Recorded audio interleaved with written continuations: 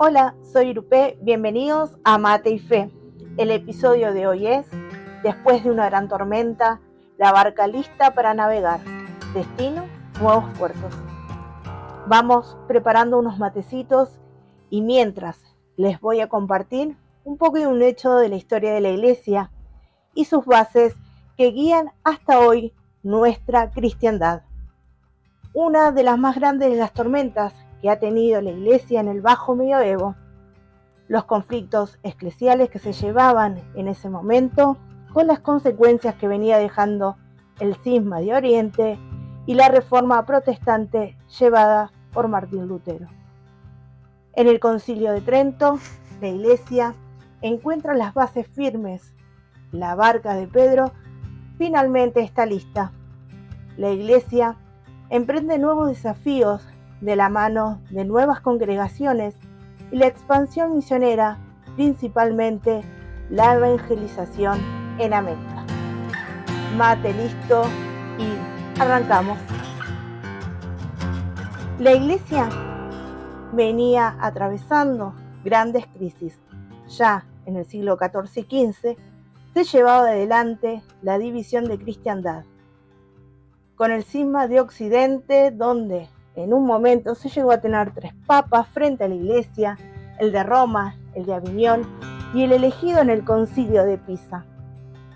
Sumado a los graves actos de soborno, la influencia del poder político hacia la curia y la escasa formación, y el comienzo de las herejías como el del inglés Wycliffe y el bohemio Hus.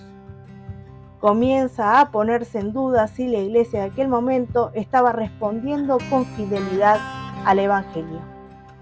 Martín Lutero, sacerdote de la Orden de Ermitaños de San Agustín, atravesado por dudas y falta de fe, comienza una reforma.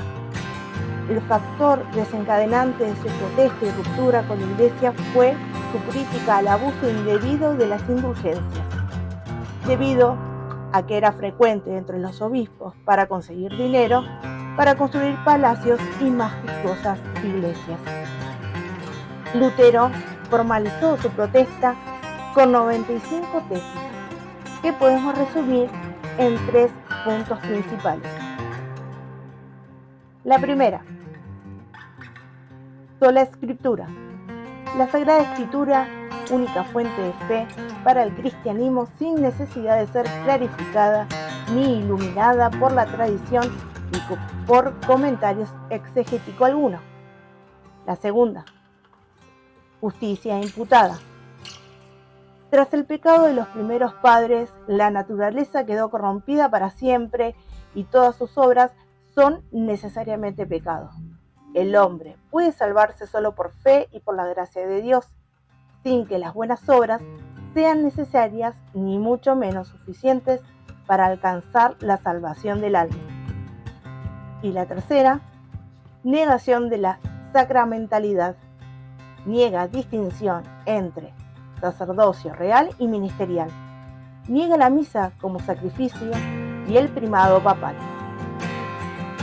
La reforma protestante, liderada por Martín Lutero y seguida por otros reformadores como Juan Calvino, habían generado un nuevo cisma en la Iglesia Católica y amenazaba su autoridad y unidad. Estas causas y muchas otras venían persiguiendo una reforma en la Iglesia. ¿Qué se pedía? Poder volver a las bases cristianas, retomar la simplicidad de los orígenes, purificar la teología dogmática, impregnándola más con las Sagradas Escrituras y escritos de los padres, así como también mayor instrucción religiosa general para todos. Tras un sincero esfuerzo de renovación religiosa, podemos decir que se llevaron adelante grandes cambios positivos. El rol de los santos, la reforma disciplinaria y católica, órdenes religiosas nuevas, la teología escolástica rejuvenecida, la expansión misionera, la grandeza del arte a través de la música y el arte barroco. El acontecimiento central de la Reforma Católica fue el Concilio de Trento, y su reunión marca la hora en que el papado tomó por fin la dirección de la Iglesia, convocado por el Papa Pablo III entre los años 1545 y 1563 y se llevó adelante en 3 grandes partes. Una primera fase conciliar que fue entre 1545 y 1545. En las mismas se abordó lo dogmático, el canon bíblico, la Sagrada Escritura y la tradición. Se pronunció también acerca del pecado original, justificación del bautismo y la confirmación.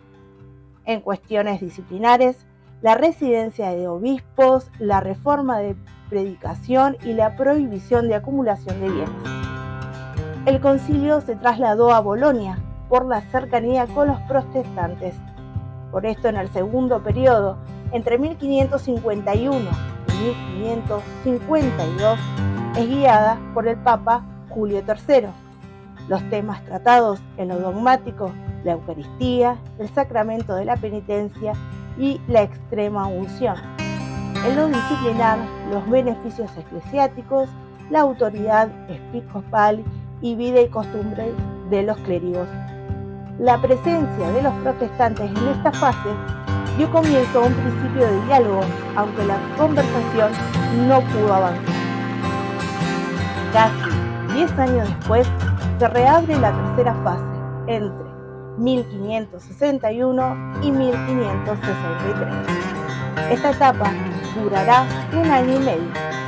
Los temas a tratar fueron la residencia y el poder episcopal, la creación de los seminarios, la residencia y elección de sacerdotes, prescripción de celebraciones de concilio y sínodos en las diócesis, visita por parte de los prelaticios, la reforma en las órdenes religiosas con la estipulación de los votos. A nivel dogmático se decretó el sacramento del matrimonio, las indulgencias, cómo se concedían y celebraban, y junto con esto el culto a los santos y reliquias. Trento no pudo ser un concilio para unir católicos y protestantes, pero fue el gran concilio de la Reforma Católica. La cristiandad abre sus horizontes ultramarinos a partir de los descubrimientos geográficos de los siglos XV y XVI. La barca de Pedro comienza su expansión misionera en el mundo. No se puede pensar sin la renovación de las órdenes religiosas. San Francisco Javier había llevado el Evangelio hasta el lejano Japón y China. Abrió también sus puertas a los misioneros. Las órdenes religiosas llegaron a América para conquistar, pacificar y predicar la religión católica e incorporar a los nuevos cristianos bajo la corona española. San Ignacio de Loyola fundó la Compañía de Jesús en 1540 y pocas décadas después los primeros sacerdotes de la orden fueron destinados a América. Así también los jesuitas formaron parte, sirviendo la renovación de la misión religiosa que la monarquía hispánica ya venía desarrollando desde 1492 en el continente americano. Podemos concluir que, después de un tiempo de divisiones y crisis, la Iglesia definitivamente formó sus bases. Superando la gran tormenta, el Concilio de Trento definió la doctrina y los dogmas para orientar la vida de la Iglesia ante las respuestas protestantes y supo poner los cimientos de una renovación sólida, profunda y duradera. Tan así que tantos años después, la Iglesia no dejó de navegar, siempre con las bases en Trento y otros tantos concilios que con el tiempo fueron cimentando cada vez y llegando a cada rincón del mundo. Una embarcación, símbolo de nuestra Iglesia y de todos nosotros, de nuestros miedos, pero también de nuestras esperanzas. En el camino del mar, con la muerte del Papa Benedicto XVI, la Iglesia queda sin capitán y los vientos del Espíritu Santo, que sabe soplar, envía desde el fin del mundo, como dijo en sus primeras palabras a un jesuita, un tal Jorge Bergoglio. Él es el elegido para ser quien guía a toda la Iglesia por 12 años. el Papa Francisco, el último capitán de la barca, o como será recordado por siempre, y así lo quiso él, tan solo como Francisco. Gracias por compartir este episodio, que la vida nos vuelva a encontrar siempre con mate y fe, que nuestra meta es el cielo.